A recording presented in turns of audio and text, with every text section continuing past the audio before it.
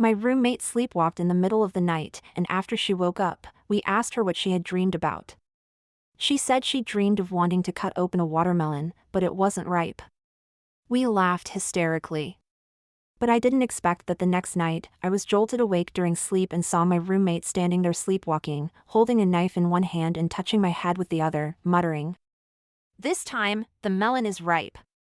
I felt a shiver run through my whole body and screamed at the top of my lungs. Aw! That scream startled the other two people in the dormitory awake instantly. Jessica, who was on the top bunk, turned on her small bedside lamp abruptly, illuminating the scene before me. Emily stood right in front of me with her eyes open but an empty, dazed look. One hand was still touching the top of my head, and the kitchen knife in her other hand was raised high. What the? On the lower bunk, Megan reacted immediately. Being an athlete with quicker reflexes, she rushed over and locked Emily's movements tightly from behind. I snapped out of my trance and grabbed the unfinished water from the small table beside me, pouring it straight onto Emily's face without hesitation. Emily jerked as if waking up, and the dazed look in her eyes finally sharpened. When she saw the kitchen knife in her hand, she was startled herself, letting it drop to the floor with a clang. What? What's going on? My face was as pale as a sheet. I'm the one who should be asking you that. Do you even realize what you were doing? Emily's face turned ghostly white as she stammered. I just had a dream. I dreamed of being in a watermelon field again, finally feeling a ripe melon for once, and I wanted to cut it open. The color drained from all our faces. Emily has always had a sleepwalking problem. When we first discovered her sleepwalking condition at the start of the semester, we were all a bit freaked out. But later, we found out her sleepwalking usually just involved her standing by the window in a daze, and since we all got along well during the day, we stopped worrying too much. As we grew closer, we even joked about her sleepwalking incidents, asking her what she had dreamed about this time. Recently, every time we asked, she said she dreamed she was back in her grandpa's watermelon field in the countryside as a child. She said she kept wanting to pick a big, sweet watermelon to cut open and eat, but the melons were never ripe. Back then, we'd laugh heartily when she told us this. But now, none of us could laugh. Because thinking back to Emily's actions as she touched my head just now, it was painfully clear the ripe watermelon she mentioned was my head. I looked down at the kitchen knife on the floor. It was the one Megan usually used to cut watermelons in the dorm. Large and razor sharp. If I hadn't woken up in time, Emily might have actually sliced my head in half like a watermelon. Realizing this, I broke out in a cold sweat and sprang to my feet. I'm telling the dorm supervisor, I need to switch rooms. The dorm supervisor was woken up late at night and seemed annoyed initially, but after hearing our story, even she was visibly shaken. Emily, I'll contact the counselor to discuss the situation with your family and see if you can get some medical help. Until then, you'll move up to the empty room on the floor above. Emily was shaken as well, with red-rimmed eyes, as she went back to pack her things. She finished moving quickly and even sent a photo of her new dorm room to our group chat. In the photo, she had barricaded the door with a pile of items and wrote, "I locked the door and blocked it with a lot of stuff. I also got rid of anything sharp. Don't worry, I won't hurt anyone anymore." Seeing that message, we felt a little guilty. Jessica couldn't help but whisper, Did we go too far? but Megan immediately snapped back. Too far? Let her slice your head open someday, and then you can feel sorry for her. Though Megan had a soft-sounding name, her fiery personality crushed the lingering guilt I felt deep down inside. The four of us in the dorm weren't even in the same major. After Emily moved out, we had no more interactions and didn't see her for days. Until 3 days later, early in the morning, a blood-curdling scream echoed through the dormitory building. We woke up startled. What the hell is going on at this hour? Megan grumbled angrily, getting out of bed with a face full of cranky sleep deprivation rage. Jessica, rubbing her blurry eyes, climbed down and reached for her phone, muttering, It's not even 6 yet. Who's causing all this Her sudden scream startled me. What's wrong? Jessica nearly collapsed as she crawled down from her top bunk. I I saw in our econ major group chat, someone said someone just died in our dorm building. What? Both Megan and I turned pale. Megan immediately demanded. Which dorm? How did they die? Jessica trembled as she checked her phone again, and suddenly her face turned even whiter. Just upstairs from us. She looked up, her voice shaking. Her head was sliced cleanly in half, they said. It looked like a watermelon being cut. Dead silence filled the dorm room. Because we all thought of Emily. After a long pause, I finally managed to stammer. It couldn't be Emily, right? Didn't she say she locked the door and barricaded it with lots of stuff? Megan replied coldly. Well, movies say sleepwalkers can open doors themselves, even ride bikes outside. The dorm fell into silence again. Finally, Jessica spoke up with a pale face. Let's not scare ourselves unnecessarily. Finding the murderer is the police's job. We shouldn't dwell on this. Megan and I nodded silently, got up, and started getting ready for the day, avoiding the topic. The entire campus buzzed with discussions about the murder in our dorm building. The victim was a freshman girl from the Chinese department. Her head had been sliced cleanly in half, and the girls in her dorm woke up to find the scene and went insane from shock. Police cars were stationed outside the dormitory, and the room where the murder occurred was sealed off. Rumors began spiraling wildly. From claims of a clean slice to absurd stories about the victim's brain disappearing entirely, everything felt chaotic. Nobody felt safe. That evening, as Megan, Jessica, and I were having dinner in the cafeteria, bang! A tray was suddenly slammed onto our table. I looked up and saw Emily's cheery face. Jessica! Megan! Sarah! Long time no see! The three of us froze instantly. Emily seemed oblivious to our reaction, chomping down on her food while chatting away. Man, being over in the foreign languages dorm feels so far from you guys. Since I moved, I haven't seen you at all. How have you been lately? Emily chatted enthusiastically, but none of us responded. Finally, I couldn't hold back and abruptly interrupted her. Emily, have you dreamed of cutting watermelons recently? Emily blinked in confusion. Nope. All my dreams lately have been about eating rice noodle rolls. Why? Why are you asking me this? I was at a loss for words. Right then, the conversation from the table next to us drifted into our ears. Hey, have you heard about that murder in the girls' dorm? Apparently, the killer was unbelievably strong. They managed to slice the victim's head cleanly in half, like cutting a watermelon. Emily also heard their conversation and finally caught on, her face turning pale as she looked at us. You think they killed the freshman girl from the Chinese department? None of us responded, but Emily suddenly burst into tears. Is this how you see me? I already told you. There's nothing sharp in my room. I lock my door every night and check it every morning. Why don't you believe me? Jessica couldn't help but try to comfort her. Emily, that's not what we meant. But Emily didn't want to hear it anymore. She stood up and ran off crying. The three of us suddenly lost our appetite. Just as we returned to our dorm, a girl from the neighboring room came over, speaking in a hushed but excited tone. Did you guys hear? There's been progress in the murder case upstairs. The police reviewed all the hallway surveillance footage, but they couldn't find anyone entering or leaving the room where the girl was killed. So now, the victim's 3 roommates have become the prime suspects. They've already been taken to the police station for questioning. The 3 of us froze upon hearing this.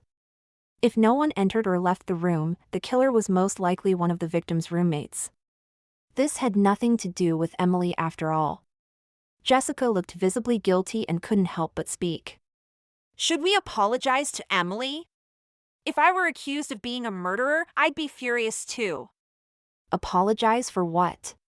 Megan answered gruffly. We didn't even accuse her of anything. We just asked about her dream. She's the one who got overly sensitive. Apologizing would only make it more awkward. Megan had a point, so we dropped the subject, did our nightly routines, and climbed into bed. I didn't know how long I'd been asleep when suddenly. Knock, knock, knock. A series of knocks woke me up. I grabbed my phone from the bedside table to check the time. 2 a.m. A cold sweat broke out on my back instantly. Who would be knocking at our door in the middle of the night? At the same time, Jessica, on the top bunk, turned on a small nightlight, and I saw Megan across from me already sitting up. Jessica's trembling voice broke the silence. Who's there? The next second, a familiar voice came from the other side of the door. It's me, Emily. In the dim light, I saw the blood drain from Megan's face. We were all thinking the same thing. Was the Emily outside our door awake, or was she sleepwalking? I instinctively pulled my blanket tighter around me and blurted out. What do you want? There was a moment of silence, then I heard a light chuckle from behind the door. I just finished cutting up a perfectly ripe watermelon. Would you like to try some? Silence. The entire dorm plunged into a deathly quiet. In the dim light, I saw the last bit of color drain from Megan's face, while Jessica half fell, half climbed down from her top bunk, trembling as she crawled into my arms. I forced myself to stay calm, grasping onto my last shred of rationality. Don't be scared. Didn't the police confirm that the murder has nothing to do with Emily? She's probably just sleepwalking. I wasn't even sure if I was trying to reassure Jessica or myself.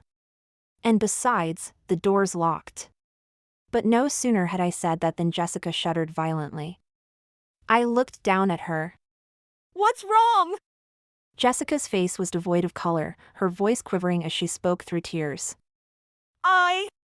I just remembered I was the last one to go to bed tonight, and I forgot to lock the door. My entire body went cold. At the same time, Emily's cheerful voice came from outside.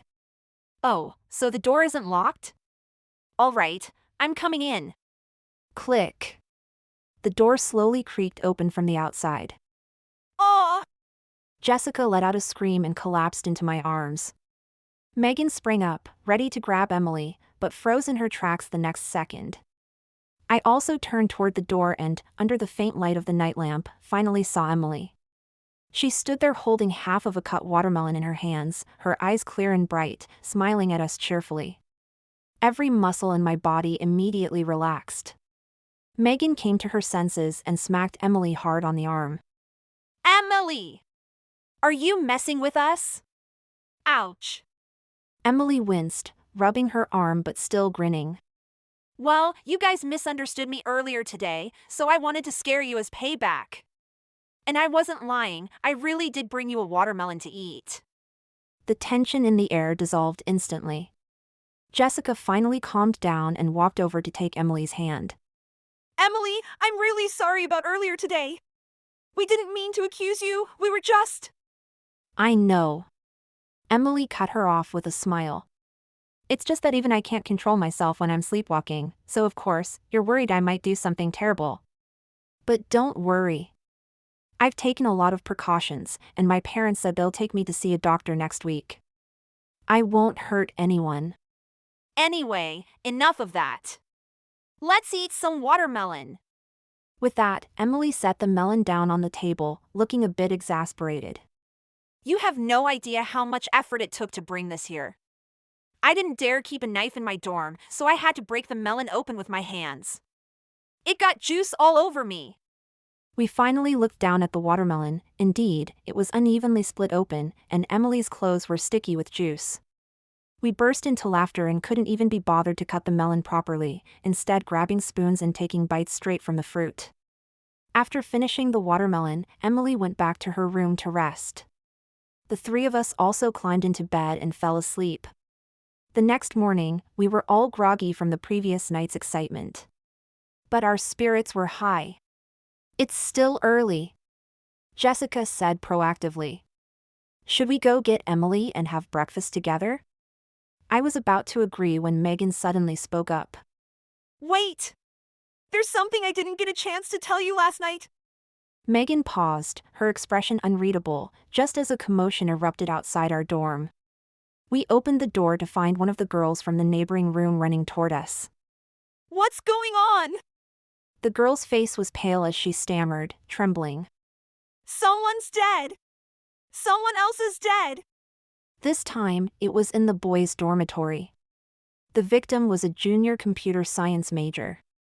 His roommates woke up to the smell of blood. After searching for the source of the stench, they pulled back the curtains and found the boy on his bed. His stomach had been slit open.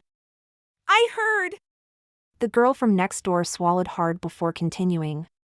They said his stomach wasn't just cut open, his intestines were gone. The three of us turned as pale as the girl in front of us.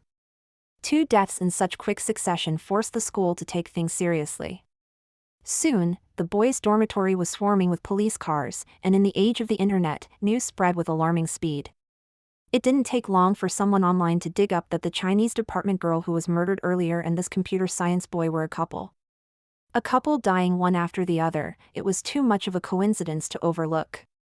But surveillance footage from both dormitories showed nothing, leaving everyone stumped. Back in our room, Megan and Jessica were uncharacteristically quiet. Finally, Jessica broke the silence. I actually knew the boy who died this time. I was stunned and looked up to see her face, pale and tense. He was the guy Emily had a crush on. Megan and I were completely dumbfounded. Jessica has always been the most approachable in our group, and we tend to confide in her because she's so discreet. What are the odds? I muttered. Emily must be heartbroken. Should we go check on her? I pulled out my phone to call Emily, but Megan stopped me.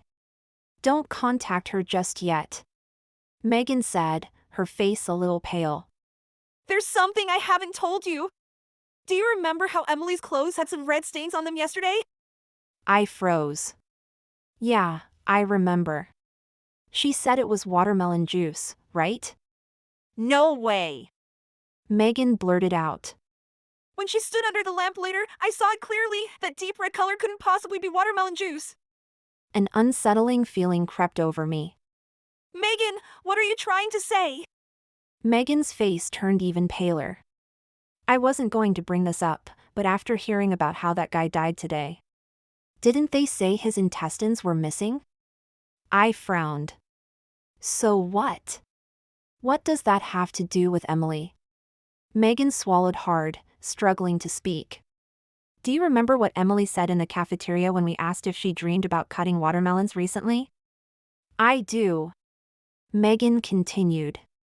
She said she hadn't dreamed about cutting watermelons. Instead, she dreamed about eating rice noodle rolls. The room fell silent again, the tension thick in the air. Eventually, I couldn't hold back and started laughing, the sound sharp and jarring in the quiet room. I laughed harder, the sound echoing awkwardly in the stillness. Megan, are you out of your mind? I could barely hold back my disbelief as I spoke. Are you saying that the guy whose intestines were missing was killed by Emily? But wasn't he the guy Emily liked? Why would she do that? Jessica hesitated but chimed in. Even though Emily liked him, he didn't like her. He rejected her when she confessed to him. I stared at Jessica, stunned. So what are you saying, Jessica? That Emily got angry because she was rejected and killed him out of spite? And even ate. I couldn't bring myself to say the last couple of words. Frowning deeply, I snapped. Do you two hear yourselves right now? Jessica, I get that Megan's brain is fried from watching too many horror movies, but are you seriously entertaining this nonsense too? I expected Jessica to back me up and dismiss Megan's wild theory. After all, Jessica was the one who was closest to Emily. But to my shock, Jessica gulped and spoke in a low voice. Sarah, now that Megan mentions it, I do recall seeing something red stuck between Emily's teeth last night. At the time, I thought it was watermelon pulp, but now that I think about it, the color was much too red. I stared at Jessica, utterly stunned. Not only did Megan have this idea, but even Jessica was beginning to believe it. Don't tell me, I said, a terrible thought dawning on me. You two think that Emily also killed the Chinese department girl who was slashed earlier, right? That because she couldn't be with the guy she liked, she killed both of them? The room was eerily silent, but the looks on Jessica's and Megan's faces told me everything. They really believed it. I let out a bitter laugh, shaking my head in disbelief. Fine. If that's what you two think, let's not waste time. Let's just call the police. I pulled out my phone, my face blank. We'll tell them everything we know and let them decide if it's possible. I wasn't bluffing, I actually started dialing the number. But just then, clatter. The sound of something falling behind me made me freeze. I turned around, and my blood ran cold. Emily? The dorm room door, which we hadn't closed properly earlier, was ajar. And standing outside the slightly open door was Emily. She was holding a bag of snacks she must have bought outside the campus. The mess on the floor, the spilled snacks and soup, must have been what fell just now. The food was scattered everywhere, the liquid pooling across the floor, but Emily didn't even seem to notice. Emily! Jessica stood up, her face as pale as a sheet. Did you hear everything? Emily's pale face was all the answer we needed. You still suspect me? Emily's voice trembled as she spoke. I told you already, I've been so careful. I couldn't have done it. Why don't you believe me? It's not that we don't believe you. Jessica replied, her voice shaking with fear. It's just that, when you're sleepwalking, even you don't know what you're doing. How can you be so sure you didn't do anything? Exactly. Megan chimed in gruffly. And all of this is just too much of a coincidence. First, you dream about cutting a watermelon, and a girl ends up with her head sliced open. Now you dream about eating rice noodle rolls, and a guy is found missing his intestines. How can there be this many coincidences? Emily couldn't hold back anymore and burst into tears. Fine. You don't believe me? I'll show you proof. With that, she strode into the room. The moment she moved closer, even I instinctively took a step back in fear. Jessica, on the other hand, let out a scream and hid behind Megan. But Emily didn't pull out a weapon. Instead, she took out her phone and shoved it toward us. Look at this. I installed a surveillance camera in my room. I've done nothing. We stared at her phone screen, stunned. On the screen was a surveillance video. Megan hesitated before taking the phone from Emily and inspecting it more closely. Emily's voice shook as she explained through her tears.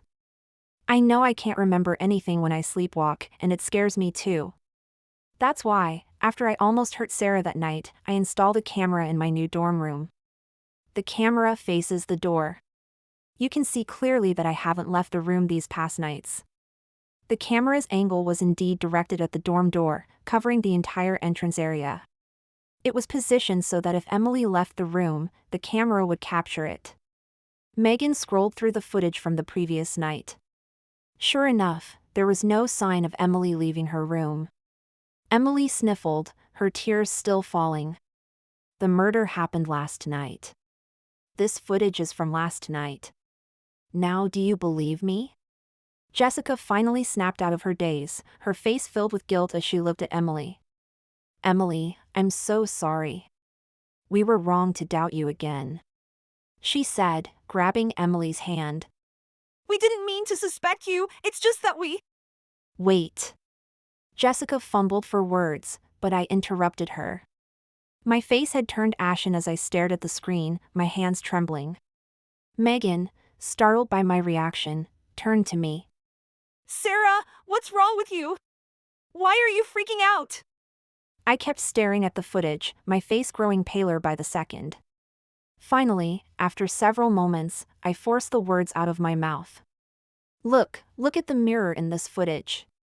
The video showed the dorm entrance, which Emily had barricaded with various items, clearly to prevent herself from leaving in her sleep. Among the items was a table with a makeup mirror on top.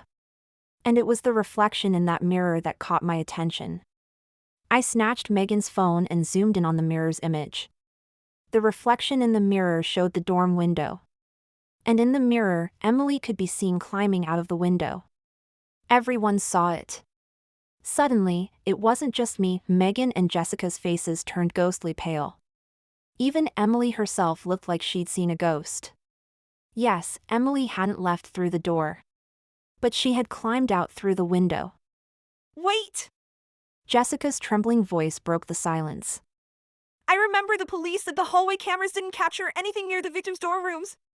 But if the killer didn't enter through the door and climbed in through the windows instead? A chill ran down my spine as a horrifying realization struck me. The dorm of the first girl who died was directly below Emily's new dorm room. And as for the second victim, the boys' dorm was on the second floor, not very high up and easy to climb into. Meanwhile, Jessica couldn't hold back and scrolled through Emily's surveillance footage to the night when the Chinese department girl was murdered. Sure enough, the video captured Emily in the mirror reflection, climbing out of the window that night. Megan suddenly thought of something and, trembling, said, "Emily, wasn't rock climbing one of your favorite activities?" Emily was an avid rock climber and a member of the school's climbing club. On trips we'd taken together, no climb had ever been too difficult for her. On top of that, the exterior of our dorm building was lined with air conditioning units and metal racks, which were perfect for climbing. The thought crossed not only my mind but everyone else's as well, including Emily's. The cold white dormitory light reflected on her face, making her pale complexion seem even more ghastly. I saw her stumble backward. No! That's impossible! She said, her voice trembling. "I couldn't kill anyone. I could never. And I definitely wouldn't eat." Her words seemed like an attempt to convince herself, but it was clear even she didn't believe them. After all, she couldn't remember anything she did while sleepwalking. She didn't even finish the sentence about eating before gagging. With a dry heave, she turned and ran out of the room. Emily! Jessica instinctively called out and made a move to chase after her, but the fear ultimately rooted her in place. As soon as Emily left, I whipped out my phone. Megan snapped back to her senses and grabbed my wrist. Sarah, what are you doing? What do you think I'm doing? I replied, my face pale. "I'm calling the police. We have crucial evidence now, and we need to report it." I was about to dial when Megan stopped me once again. Wait! She looked at me, her voice shaking. "If we report this, Emily will immediately be labeled as the perpetrator. She's our friend. Why don't we give her some time to turn herself in?" I frowned. But... "No buts." Megan was unusually firm. "Even if she's guilty, she didn't mean to do it. Letting her turn herself in is the least we can do as her friends and roommates." After a long back and forth, Megan finally convinced me. I decided not to call the police, at least for now. But over the next 2 days, we didn't see Emily at all. We wanted to persuade her to turn herself in, but we never got the chance. Later, we overheard some girls from the foreign languages department saying that Emily had called in sick and had been confined to her dorm room for the past 2 days. By the second night, my patience had run out. We can't keep waiting like this. We need to call the police. What if Emily hurt someone again while she's sleepwalking? Can you handle that kind of guilt? Megan retorted. Emily knows she's been climbing out of windows when sleepwalking. I'm sure she's taken precautions. There's no way she'd let herself do this again. How do you know? What if? Bang, bang, bang. Before I could finish, a loud knocking interrupted our argument. The entire room fell eerily silent. I glanced at my phone and realized it was already midnight. We'd been arguing for hours. Jessica, on the upper bunk, was trembling as she stammered. Is someone knocking? Could it be Emily? Clearly, all of us feared a repeat of the incident from last time. Or worse, that it wasn't the conscious Emily at the door, but the terrifying sleepwalking Emily. Don't be scared. Megan tried to reassure us. I double-checked that the door is locked. So... Bang, bang, bang. Before she could finish her sentence, the knocking came again, louder this time. Something felt off, and I quickly realized it wasn't just me. Jessica, too, seemed to notice. From the top bunk, her trembling voice came down. Am I imagining things? Why does it sound like the knocking isn't coming from the door, but from the window? My entire body felt like it was plunged into icy water, a numbing chill spreading to my hands and feet. Of course. If our suspicions were correct, Emily never used the doors when sleepwalking. She climbed walls to reach her victims' windows. And with that thought, I turned my head mechanically toward the window. The curtains were drawn, but the moonlight filtering through cast a shadow on the glass. A shadow of a person clinging to the window. Aw! Finally, I couldn't suppress my terror and screamed. From above, Jessica saw the same shadow and scrambled down from her bunk, screaming as she clung to me. Clinging to the last shred of rationality left in me, I grabbed Jessica and pulled her toward the door. "Get up! We're getting out of here!" I shouted. But Megan wasn't moving. Frozen on her bed, she appeared paralyzed with fear. "What are you doing? Move!" I yelled, slapping her shoulder. I flung the door open, ready to bolt, but immediately froze. The door wouldn't budge. I yanked on it repeatedly, but it wouldn't open. The door wasn't locked, but when I looked closer, I noticed something strange. The gaps around the doorframe were stuffed with dozens of tightly wedged slips of paper. Not just at the bottom, but along the sides too. Don't underestimate these paper slips, there were so many of them that the added friction made it nearly impossible to open the door. I kept pulling, but it was no use. Frustrated, I turned to Megan. Megan, help me! Megan, being the strongest among us, finally snapped out of her daze and rushed over. She grabbed the handle and pulled with all her might. Bang! After several attempts, the door finally swung open. We were ready to make our escape. But then something felt off. I turned around and froze. The shadow at the window was gone. What? Where did the shadow go? I stammered. In the chaos of trying to open the door, the figure outside the window had disappeared. Before I could make sense of it, Jessica let out a piercing scream. I spun around and nearly fainted from what I saw. Emily, who we thought was still outside the window, was now standing at the end of our hallway. Her eyes were glazed over, and in her hand was a blood-stained knife. She gave us a chilling smile. Hello. Would you like some braised ribs? Ah! Jessica screamed, retreating further into the room. Megan and I were too terrified to move, stumbling backward. Emily stepped into our dorm. Bang! The door slammed shut behind her, trapping the three of us inside with her. Emily, calm down! I shouted, desperately trying to snap her out of it. Don't do anything rash. But it was clear that Emily was sleepwalking. Her vacant eyes showed no sign of understanding. She raised the knife, muttering to herself. Chop ribs, I need to chop ribs. And with that, she started approaching us, swinging the knife around. Jessica finally snapped out of it and began shouting toward the window. Help! Someone help us, please, ah! But before she could finish, Emily stepped forward without hesitation and stabbed her hard in the chest. Jessica's eyes widened as she fell to the floor, blood splattering across Emily's face. Emily muttered blankly. These ribs won't chop. I guess stabbing works better. How strange. Seeing Jessica collapse, my face turned pale as a sheet.